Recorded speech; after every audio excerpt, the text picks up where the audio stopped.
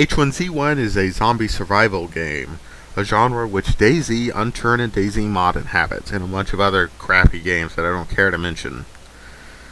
To really talk about H1Z1 though, we must first talk about why there is a need for this game and why this is such a horrible screw up. DayZ Mod was great. A lot of people still play it because they like it better than the base game. But it has severe limitations. It's a military simulator, I guess that's what they're calling it now. Military simulator, first-person shooter, modded and morphed into being a zombie survival game. You really couldn't get outside of what Arma 3 was, and even though it was fun, it just couldn't grow outside of that. So the modders took to making their own engine, which was a stupid decision, and make their own game, and they had never made a game before. If you've never played DayZ, not DayZ Mod, DayZ Standalone, its development can be described like a puberty for a teenager. Slow, painful changes that don't seem to fix much, but rather add some nice features onto a very messy game. You get the picture. But even though zombies could run through closed doors and gates, that infuriated me to no end. And you still can't reliably save your character, which makes me never want to play it again. DayZ is still a good game. It's fun. The player interactions are fun. It's an instant cult classic, even if it never makes it out of early access. It's not a horrible game.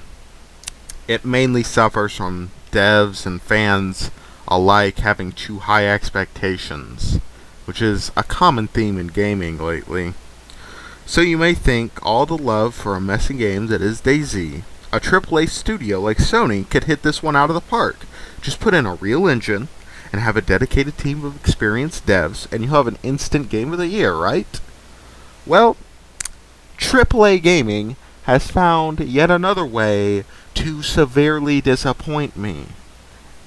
And that's not an easy task to do nowadays. Not even a full month into the new year, and I already have a contender for top 10 flops of the year. H1Z1 was bad right out of the gate, with servers failing to keep up on launch day, which is another common theme in gaming. 2 weird FPS glitches. But this is an early access game, right? You know, you're buying into glitches and bugs and the like, so why is this news? Well, it's news because Sony straight up lied about the game. Just straight up lied. H1Z1 devs post on the subreddit r/H1Z1, like many other devs do with their own game. DayZ devs used to post on their subreddits before they couldn't handle the criticism and left.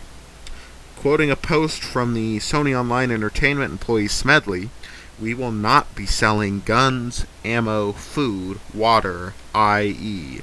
That's kind of the whole game, and it would suck in our opinion if we did that."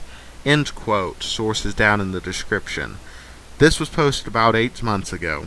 The official Steam page of H1Z1 reinforced this. 3 days before its release, there was on the Steam page, it said that, and I'll try and get the picture for that. It'll be down in the description. He even said it recently on a YouTube video here. It's down in the description. But when the game was launched, you could buy these crates that have a chance of food, ammo, water, and guns. The same things he says you could not buy. Basically, you bought a crate with real money, so microtransactions. A helicopter drops it in the general area, and anyone can grab it. Now, there's some limitations. They said they were editing the limitations and other things, but still, regardless, you could pay for ammo, food, water, and guns. That's just the bottom line.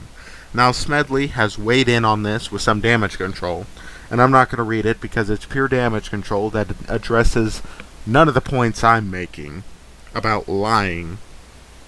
Well, he said it 8 months ago, and then I posted stuff to refute that, so I'm just not reading it. Links down in the description if you want to read it.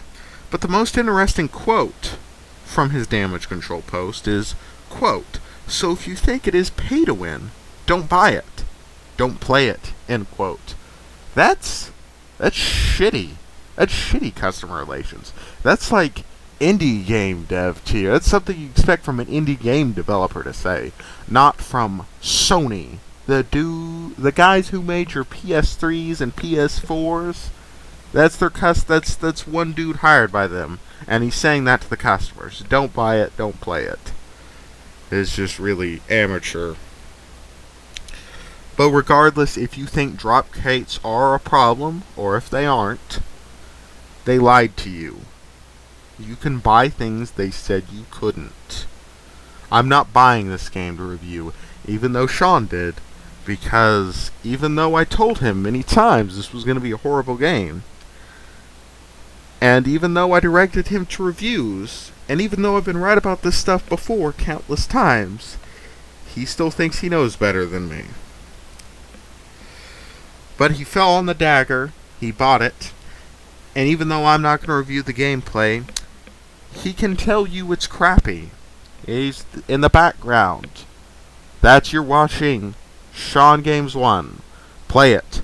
And I'm just going to take a random guess here, and he's been picking blackberries, because that's all you can do in the game.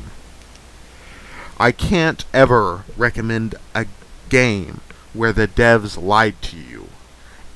I'm just going to make a prediction here and say it's never going to make it out of early access. This seems like one gigantic cash grab. And, by the way, if you really want to play it, just wait for it to go free. It is supposed to be free to play. You're basically just paying $20 to experience bugs and glitches. It's just utterly shocking to me that anyone would pay $20 for that. Next video, we'll be talking about Dying Light, because it is a very interesting game to me. It is probably going to be one of the last ones out of the whole zombie thing, which is a topic we're going to touch on too in that next Dying Light video. Hopefully the video comes out before it launches, or just days afterwards. Thank you. Thank you for watching. Have a good night.